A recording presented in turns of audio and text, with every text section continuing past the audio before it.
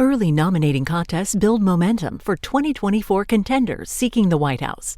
C-SPAN is the place for political campaign enthusiasts, with unfiltered coverage surrounding the early primaries and caucuses, as well as speeches from key battleground states. Whether you're interested in your state's race or want to follow all of the political events, you can get immediate access to what the candidates are saying, plus nominating results in real time with the free mobile app, C-SPAN Now, or watch live on the C-SPAN networks.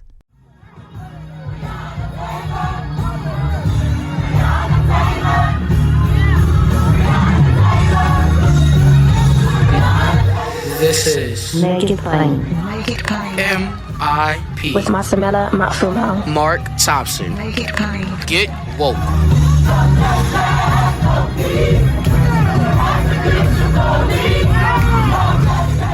Some of the very special people here today at the Foot Soldiers breakfast who were on the bridge. We have a few foot soldiers here, plus somebody extra I can't wait to introduce to you all as well, no stranger. We want to go around first of all and just get everyone to say their name. I'm Al Lingo. I'm Jerry Harrison. Evelyn Manns. Charles Mauldin. All right, now, all of you were on the bridge March 7th, 1965, correct? Yes. Yep. Mm-hmm. So ladies first, tell us about your experience. How old were you? You were a child, weren't you? No, I wasn't. Oh, you weren't? Okay, I thought you were one of the children. No, I wasn't. I am the original member, along with Charles Bonner, Clifford Hobbs, Betty Fikes, and myself, Terry Shaw, and Evelyn Manns. I was in the movement in 1963 when Bernard Lafayette came to Selma and introduced us to what was going on.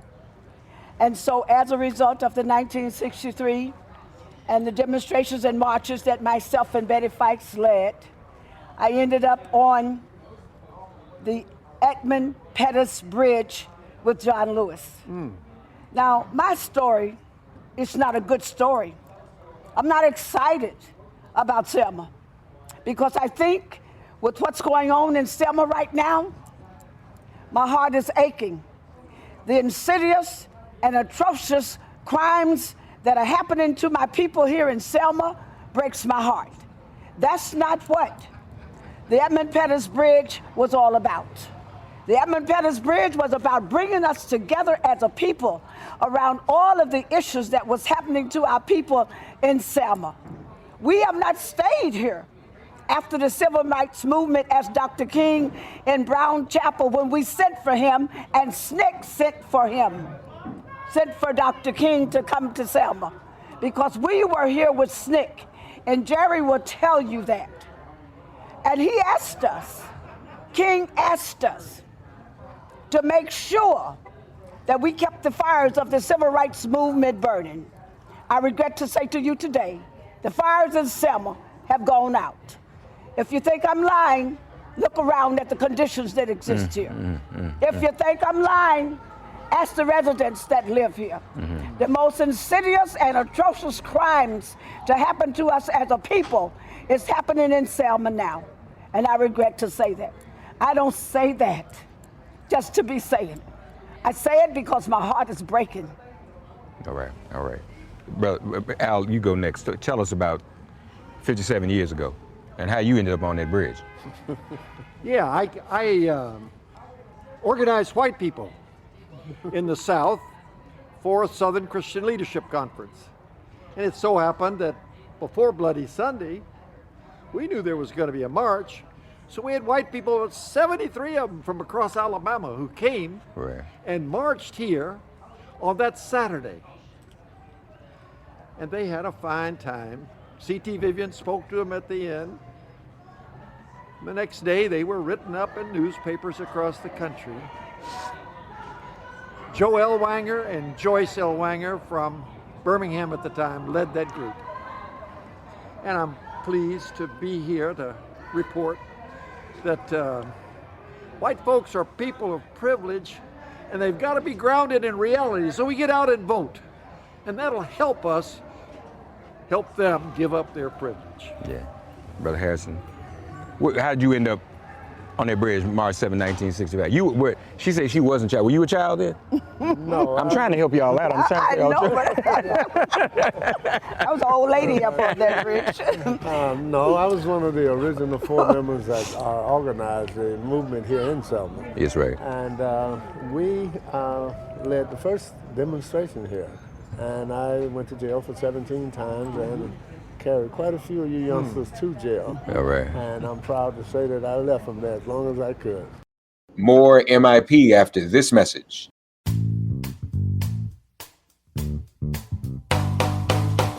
Geico asks, how would you love a chance to save money on your insurance? Of course you would. After all, who wouldn't love a great deal, right? And when it comes to great rates on insurance for all of the things in your life, Geico can help. Like with insurance for your car, truck, motorcycle, boat, and RV. Even help with homeowners, condo, or renters coverage.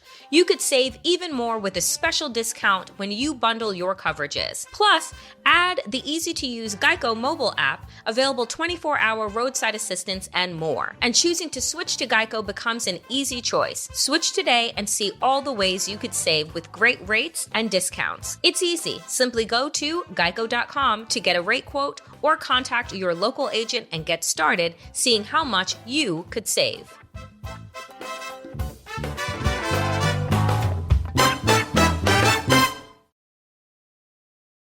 Yeah. But at any rate, on Bloody Sunday, after John Lewis and I had announced that we were going to march from Selma to Montgomery to carry a makeshift casket of Jimmy Lee Jackson to set on George Washington's. Yes, right. George White, right.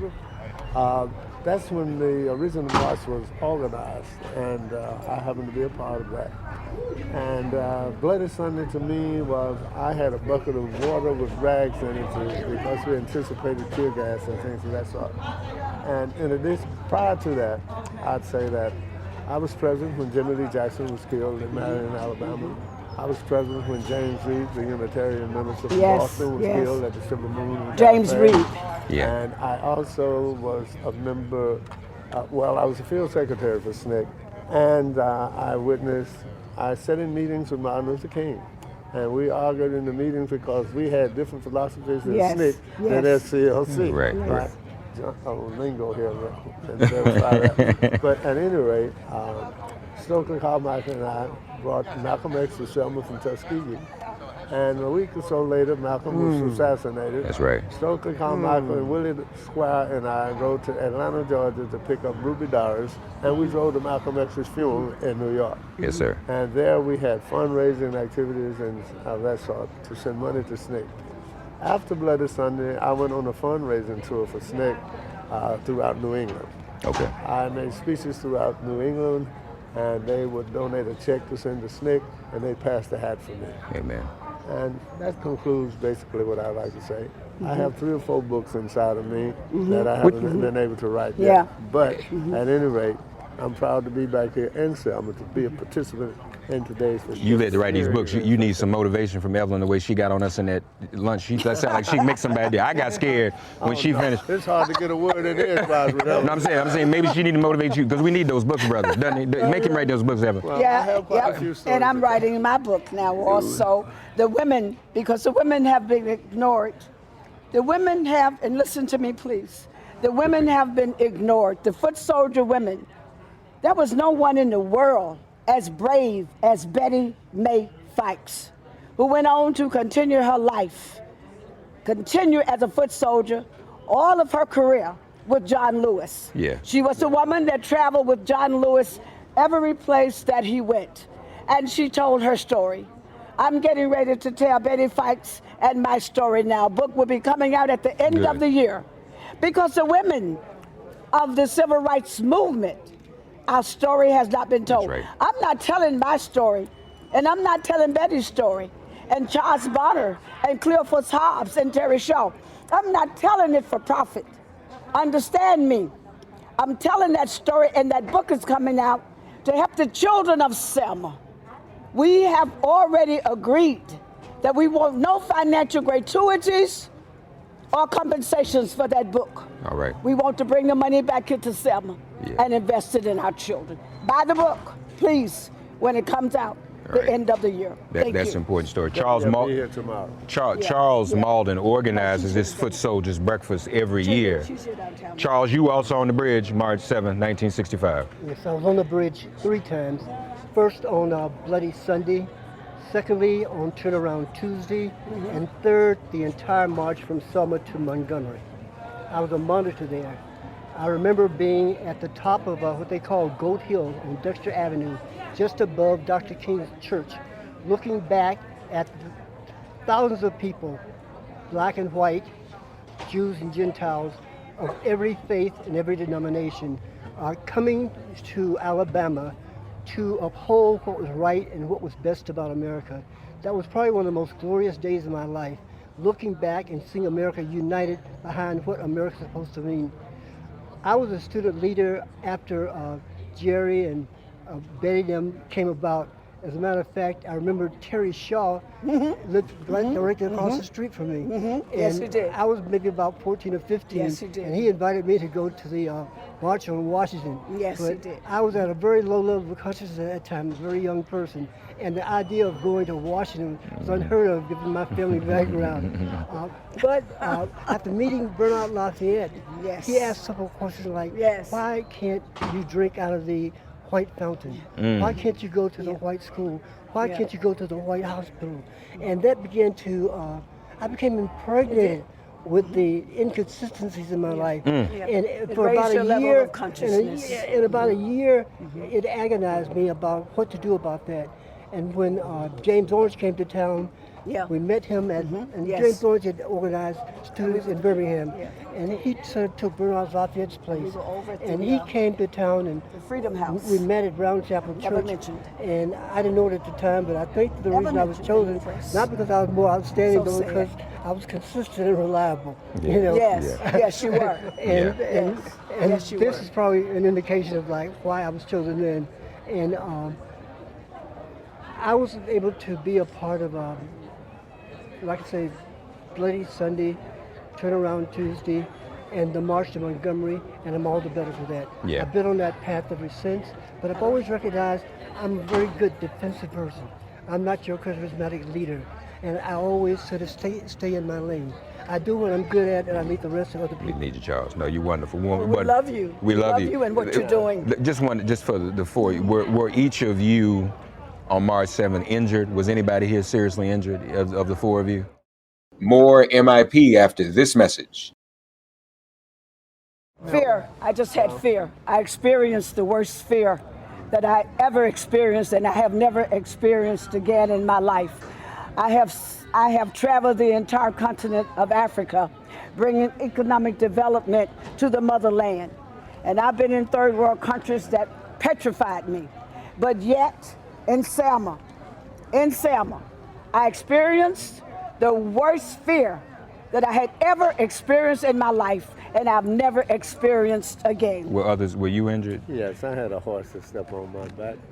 Yeah, he did. He sure did. Were you injured, Al? Yeah, he sure did. I had these guys on horseback swinging clubs at me. And Jose Williams came around and he grabbed the back of my head like this and pushed it down. Oh, wow. And Kwame, who is Stokely Carmichael, threw me in a car, an old raggedy car, because we had no money then.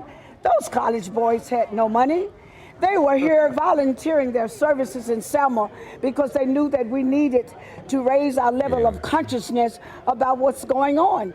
And Stokely knew that I had been in and out of jail. And Kwame threw me in a car and brought me back. There's a place out in Selma. I think it's a way that you come in now, and you don't have to come across the bridge. Yeah, there's another way to do it. Yeah, but that was an old road then. Did he see? Yeah, old road. And Stokely, the river road. Was it the river road? Okay. Right. He threw me in a car. And he said, come on, Evelyn. And got you out of there. Got me out of there. I know. Well, that's good. Were you injured? Yes. My teacher, my favorite teacher, Mrs. Parrish, had 2 daughters. She came to me and said, Charles, I've decided to let my daughters march, but please take care of them. That was one of the most humbling experiences of my life because, first of all, being 17 years old and have your teacher come to you and ask you to protect their daughter. Right. And later on, one of her daughters, Phyllis, told me that like she was being attacked by a billy club, and I actually took the hit from her. in those times, it was like being in a battle. You didn't notice things like that, and I didn't remember things like that. But when I heard her tell it, I just let her know that it must have stuck, that I was there to protect. And we were there to protect women for the first time, that black men could stand up to white men and protect our women. And protect women. Yes. Thank we you. were willing to do anything to do that. I Give up our lives. You all's sacrifice is immense. Without these four individuals and the countless others, we would not have the things we have today that are under threat. Here with me is my friend David Daley, who is with Fair Vote. And we've been talking about this, David. First of all, as we leave Selma High School on this tremendous occasion, the Foot Soldiers Breakfast, give us a parting word about what you've heard, what it means to you, and what it means in terms of our struggle, and how much we've lost. Because the fundamental question is, David, is what they were beaten for, does it even still exist as an act on a piece of paper? Are we going back to pre-Selma 1965? Worse.